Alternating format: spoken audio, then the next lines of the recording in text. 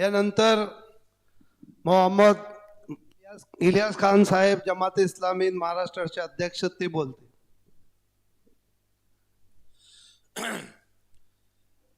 भाइयों, अस्सलाम वालेकुम.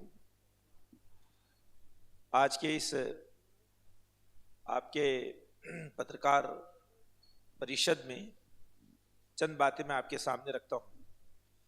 पहली बात तो यह है कि दुनिया में कोई भी समाज या कोई भी मुल्क अगर वो उन्नति और प्रोग्रेस करना चाहता है तो उसके लिए दो चीज़ों की ज़रूरत होती है.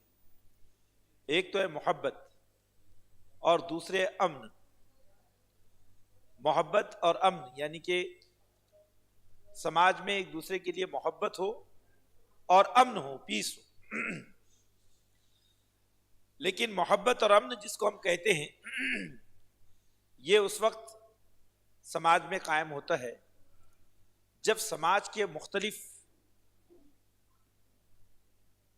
समाज के मजहब के मानने वाले लोग आपस में करीब होते हैं. देखिए, हम जिसको इत्तेहाद कहते हैं, ये दो तरह का इत्तेहाद होता है किसी भी समाज में. एक तो होता है नजरियाती इत्तेहाद कि हम मुख्तलिफ नजरियात के मानने वाले कोई एक नजरिया बन जाए, लेकिन ये मुमकिन नहीं है. और एक होता है हमारा समाजी इत्तेहाद. समाजी इत्तेहाद का मतलब ये कि सोशल यूनिटी. और सोशल यूनिटी की जो बुनियाद बनती है वो चीज़ दरअसल ये है कि कुछ ऐसी कॉमन वैल्यूज़ है जिन वैल्यूज़ के बगैर इंसान नहीं कहलाता. उन कॉमन वैल्यूज़ में एक तो ये है कि दुनिया के अंदर सारे बसने वाले इंसान वो इंसान हैं, उनको इंसान माना जाए. और इस बात को सबसे दुनिया के तमाम जितने प्रीशित या जितने पैगंबर, जितने बड़े धर्म के बनाने वाले लोग आए हैं, सब ने ये बात कही है कि जब तक इंसान को इंसान ना समझे, सही बात यह है कि वो खुद इंसान नहीं है.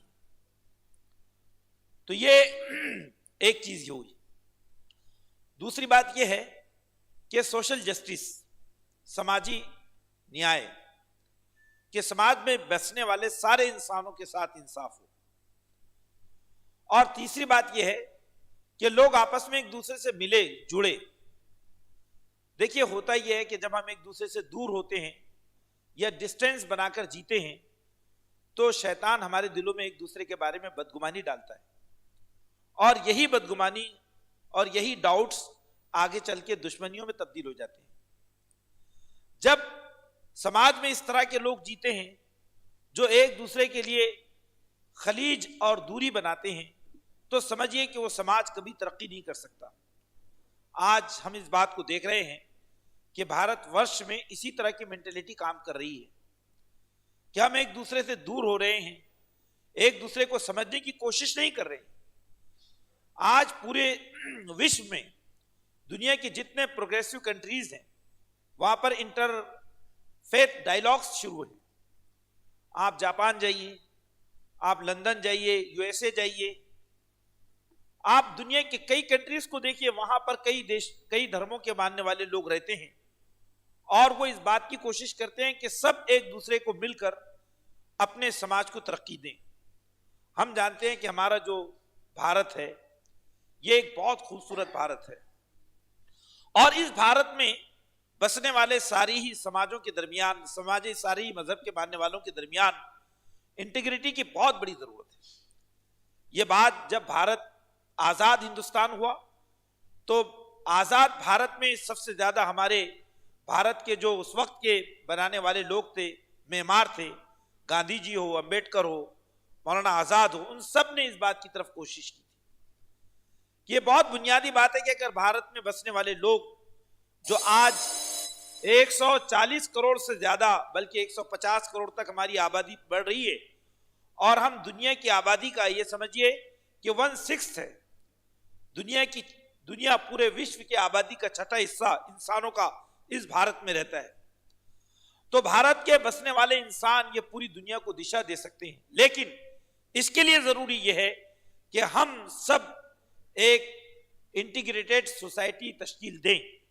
किसी शायर ने बड़ी प्यारी बात कही है कि चमन में इख्तिलाते रंग व बू से बात बनती है। चमन में इख्तिलाते रंग व बू से बात बनती है। तुम हो तो क्या तुम हो, हम ही हम है तो क्या हम है। तुम हो तो क्या तुम हो, हम ही हम है तो हम क्या हम है। तो आज का ये हमारा जो बहुत अहम प्रोग्राम सुबह से चल रहा है, हम मंथन कर रहे थे इस बात पर कि महाराष्ट्र के जो वासी हैं हम उनको कैसे इंटीग्रेट करें, सारे समाजों को कैसे जोड़े। तो हमने इस वक्त धार्मिक जनमंच या धार्मिक जन मोर्चा के नाम से ये जो स्थापना की है, ये मोर्चा दरअसल महाराष्ट्र के इतिहास में इस पूरे महाराष्ट्र को नफरत से पाक करने वाला मोर्चा होगा, सारे धर्मों को करीब लाने वाला और एक दूसरे के बारे में जो गलत सोच है, गैर समझ है, उसको दूर करने वाला ये मोर्चा होगा। एक बहुत बड़े विजन के साथ, एक बहुत बड़े मिशन के साथ आज 24 सितंबर को हम पत्रकार भवन से उठ रहे हैं और इस वक्त महाराष्ट्र के तकरीबन 20 से 25 डिस्ट्रिक्ट्स के धर्मगुरु यहां पर मौजूद हैं, जिनके लाखों में फॉलोवर्स हैं। और अगर हम सब मिलकर इस बात की कोशिश कर लें तो हमारा महाराष्ट्र पूरे देश से नफरत की फदाओं को मिटाकर इस देश को दुनिया का फिर से एक जगत गुरु बना सकता है।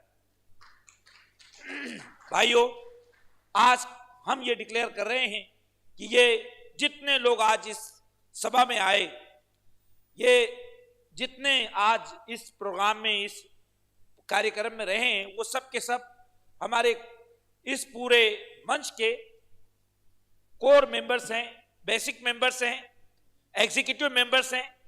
और अब ये पूरा ग्रुप महाराष्ट्र में एक ही होगा, स्टेट लेवल पर इसकी स्थापना की गई है, इसमें ये सब लोग शामिल हैं और आगे चल के इसकी जो रूपरेखा है वो आपके सामने आएगी।